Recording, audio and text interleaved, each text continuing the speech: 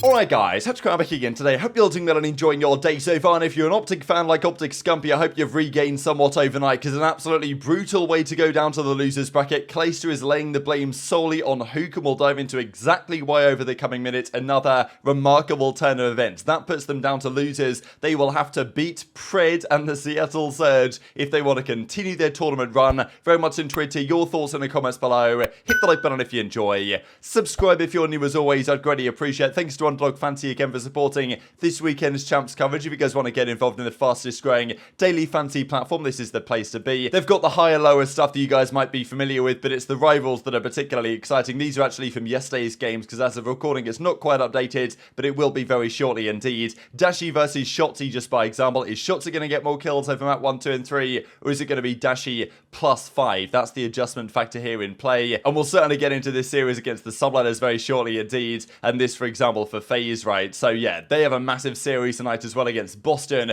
The winner of that series plays the winner of OpTic and Surge. Mind-blowing stuff. If you guys are in any of these localities, feel free to get involved. Use the link in the description box below, code RAB, and they'll match any deposit up to the value of $100. Play responsibly if you choose to, and let's dive straight on with the video, baby, because man, there was so many wild things that happened yesterday. The cheating drama. Stanley also says that there should be legal issues. I know that Parasite mentioned it on the flank. Could the CDL like sue him? Has he had to sign certain things to play on a professional level that he hasn't cheated? I don't know. Jimbo got banned. We talked about the storylines last night, but actually, as Shawnee and Panda say, they are 100% or even 1000% confident in Panda's case that others are cheating. And honestly, if Jimbo was cheating, who's to say others aren't cheating as well? And this is what Shawnee says. There's definitely more people cheating in the Challenger circuit. Something needs to happen for next year. And as Panda's like, well, people are just blaming EQ. And this is quite a good point. You could have wall hacks and know where someone's coming from and say, oh, you know, sound EQ, like, you know, I just heard him, right? I didn't know he was there, I just heard him. So that's pretty spicy. And even this from Gio, his teammate from Jimbo that is now disqualified for the tourney.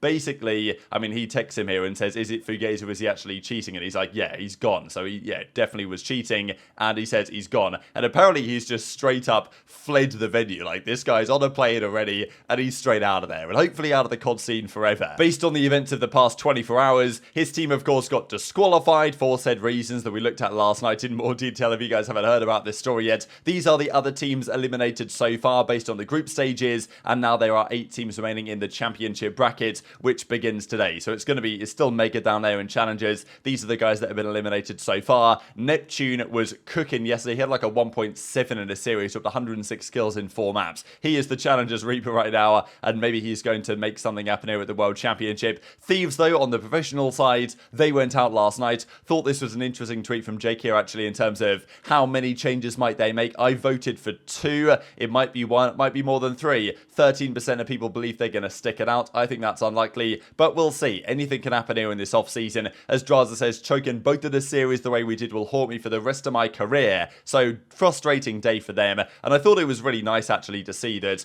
Pred on the stage afterwards was saying to the crowd, look, guys, calm it down a little bit, right? We know that Drazah is a controversial character, but the FU Drazah chants aren't exactly necessary. He tried to calm them down. I don't believe it really affected them too much, but even as Nadeshot says, didn't see this on the broadcast, but you're the man. Already had a ton of respect for your talent, but clearly you're a class act as well. And this is, you know, maybe Nadeshot's playing a game here, right? GG's today. Congrats to everyone on Surge, but what a guy, what a match, he says. GG's, brother. Great team and organisation, all about respect. Funny reply from Octane, but if you are Nadeshot, you are now in a race to try and get Pred. That is straight up how it is now. Like, New York might well, based on the way New York have played so far, I think they might just stick anyway, even if they don't win this tourney. And maybe Toronto the same way. Who knows? Like, top 3 isn't necessarily enough to guarantee it with options on the market. But, you know, Pred in terms of his destination, it really is going to be OpTic, Thieves, potentially FaZe, I would say. But maybe Nadeshot's playing a little game here to try and get Pred on side.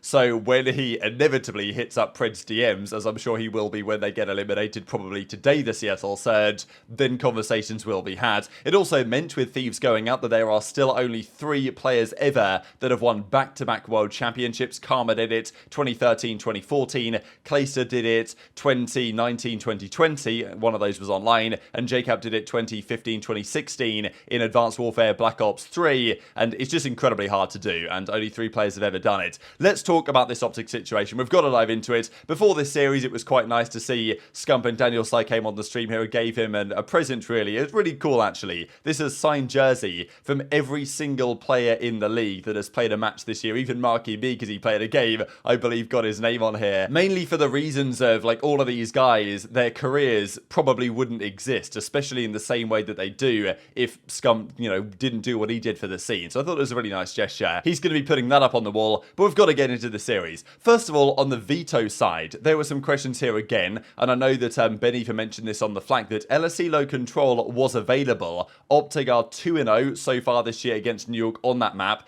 They decided not to play them on it. They banned it. They went hotel instead, and they played a triple hotel against a New York team that was incredible on hotel the entirety of their Major 5 run. So I thought this was surprising to come into the series and see triple hotel. I thought New York were going to win 2 of those first 3 maps. That's what they did, and it didn't set OpTic in the best way. I'm surprised they didn't go down the Fortress route. They could have played Fortress Hardpoint. They didn't. They went for this approach instead. I'm not exactly sure it was the best idea. The series started off on a bad note. I mean, the SMGs got fried. This was honestly a continuation of what the subliners were doing up against the Minnesota Rokkr in that final hardpoint they played, just completely putting them in the blender. And yeah, OpTic from very early on in this game, it was clear that they weren't winning this map 1. Both of the SMGs were struggling heavily, and before you know it, subliners are up 1-0. The Search and Destroy, though, big bounce back. Massive win for OpTic in this map 2. Some great shots from Dashy as well. I mean, look at this snipe on Disguise. And then Hydra says, well, it's a 3v4. Got to play aggressive. Dashy repositions, gets the nice little quick scope on there, and that won them that round.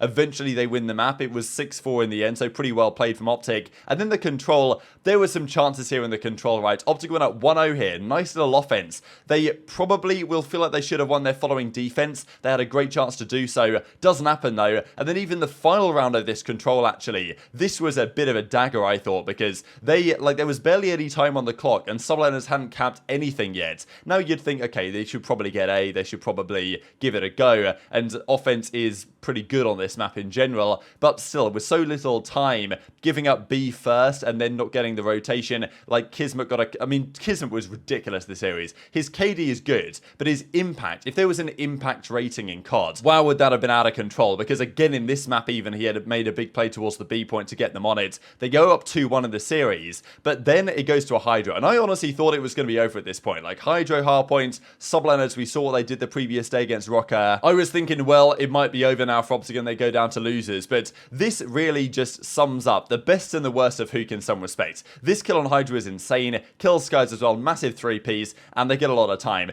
Honestly though, the way OpTic played this map, I would say they almost deserved to lose, in the sense that they had so many good rotations and they didn't really get that much time. With the rotations they had, with the setups they had, I think a team like New York, or a better team, would have closed out this game long ago. This was also pretty controversial. I'm guessing Shotzzy is shooting over his shoulder here. It doesn't really look like it, but Kismet's in the water. Feels like he should be going down to these shots, but I'm guessing he's just over his shoulder. Maybe it looks weird, and sometimes the hit reg around the kind of area where the head meets the shoulder is a bit weird, and bullets can go through gaps that you don't think they should be able to. But yeah, Kismet somehow survives this, and that would have given them an extra few seconds actually on the point, which might potentially have won them the game as it goes down to the wire. So this was the moment here, and obviously I'll share the clips here from Scump in a second, but OpTic versus New York, it went to a P1, it was super mixy, and OpTic did a great job winning the rotation to P2, getting a couple of waves of kills and putting themselves in this position.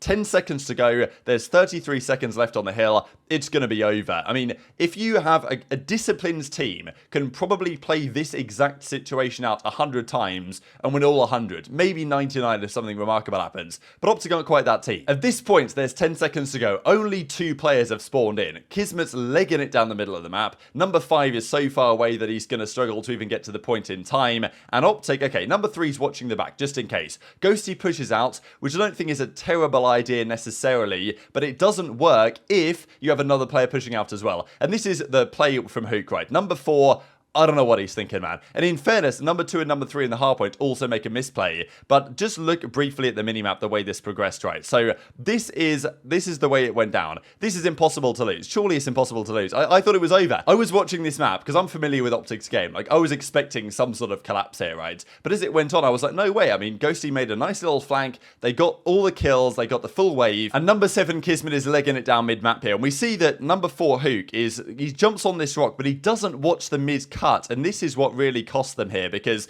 Huke, for some reason, you see his arrow here, number 4, looks this way, and Kismet just knows that he has to get through this gap, just runs through, nobody's watching it, Huke isn't watching it, and Kismet sneaks through the gap, the only way he possibly wins this. And in fairness, even as Kismet gets to the hill here, he's still, I mean, I think Shotzzy is looking the right way, but it doesn't feel like they had any idea that he could be there. Kismet somehow pops 2, but really it was Huke that just, if he just lays down and watches the mid-cut, they win this for sure and force a game 5.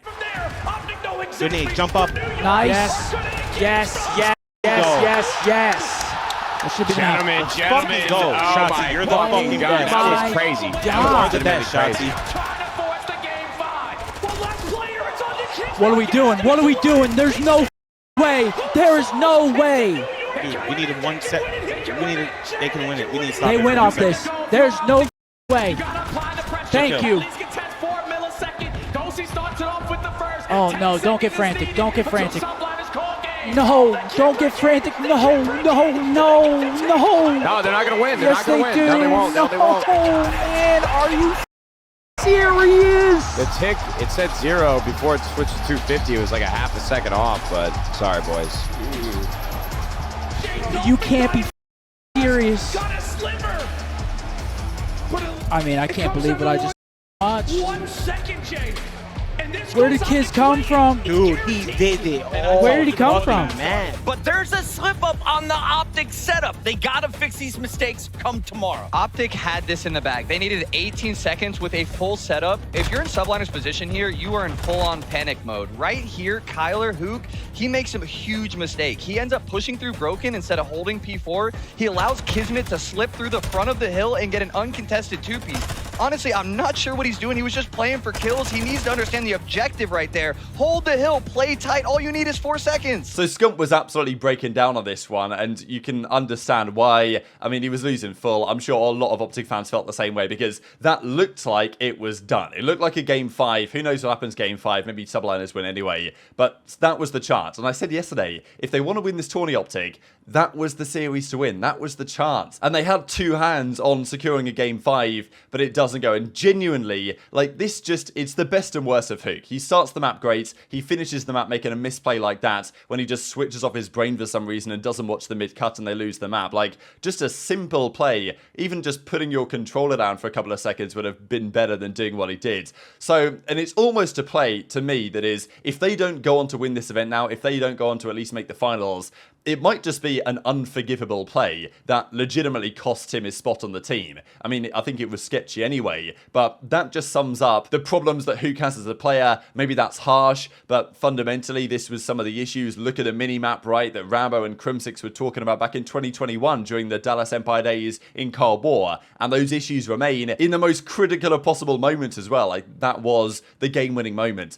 So, absolutely insane. So anyway, they go down. iLLeY actually tweets out 99 Kiz, because Kiz made a remarkable play, no doubt. And I think there were some weirdos in iLLeY's replies, like, coming at him for some reason here, and he was like, look, that play was typical, right? Like, it was actually insane. I'm just gassing Kiz for the play. And Kiz did everything he could. He knew that he had to try and find the gap that shouldn't have existed. But he made it work, and he got the 2Ps, and he clutched up, right? And, you know, he's got the dog in him.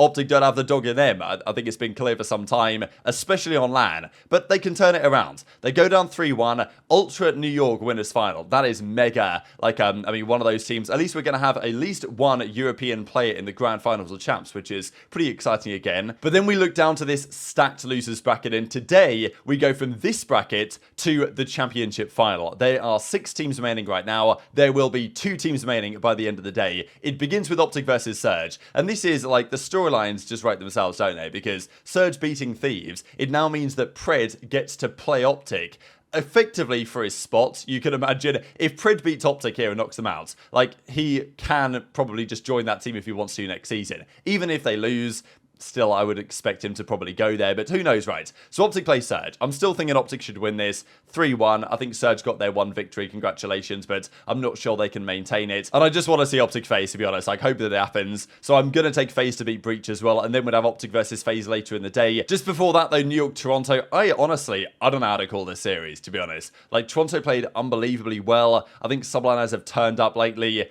This is so tough to call. I'm going to say maybe subliners game 5, but I feel like it's got to be a Game 5, right? I don't know what to say at this point. And then OpTic versus FaZe is theoretically going to happen, and the winner of that should probably be favoured against the loser of the other series just because of the momentum in their favour, already winning 2 series of the day, but it's just impossible to call at that point. So very much enjoyed to your thoughts in the comments below. Hit the like button if you enjoyed, subscribe if you're new, take care, and I'll see you next time.